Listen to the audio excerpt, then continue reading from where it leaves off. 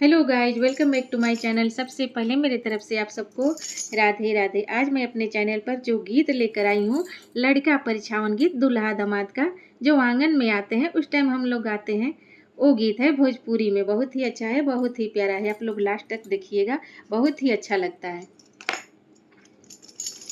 हम तो इसे पूछला दूल्हा सुंदर दूल्हा,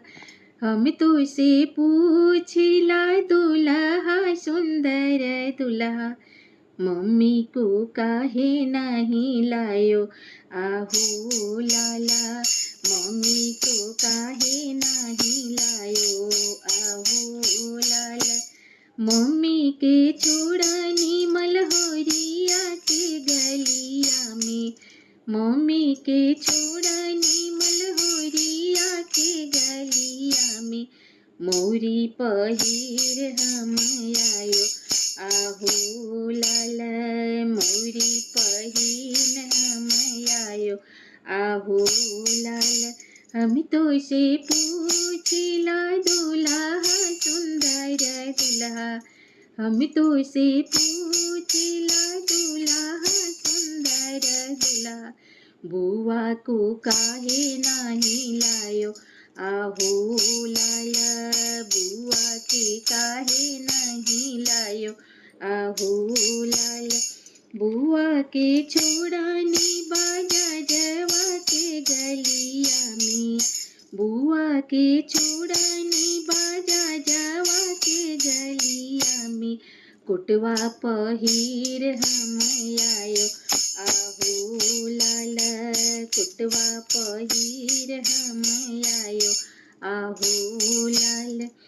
हम तो से पूछला दूल्हा सुंदर दूल्हा, हम तो से पूछला दूल्हा सुंदर दूल्हा, मौसी को काहे नहीं लायो आहो लाला, मौसी को काहे नहीं लायो आहो लाला, मौसी के छोड़नी सोनारवा के गलिया में, मौसी के छोड़नी सोनारवा के गलिया में, चैन पहिर हम आयो आहो लाला, ब्रासलेट पहिर हम आयो आहो लाला, मौसी के छोड़नी सोनारवा के गलिया में, अंगूठी पहिर हम आयो आहो लाला, अंगूठी पहिर हम आयो आहो लाला, हम तो से पूछला दूल्हा सुंदर दूल्हा, हम तो से पूछला दूल्हा सुंदर दूल्हा,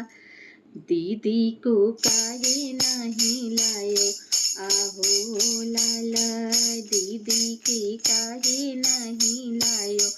आहो लाला, दीदी के छोड़नी, दीदी के छोड़नी हम मोचिया के गलिया जी, दीदी के छोड़नी हम मोचिया के गलिया जी, जूता पहिर हम आयो आहो लाला, जूता पहिर हम आयो आहो लाला, हम तो से पूछला दूल्हा सुंदर दूल्हा, हम तो से पूछला दूल्हा सुंदर दूल्हा,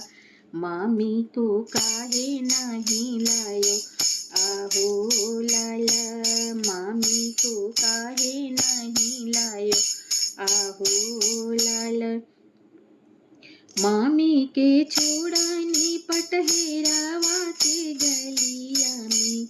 मामी के छोड़नी हम पंडित जी के गलिया में,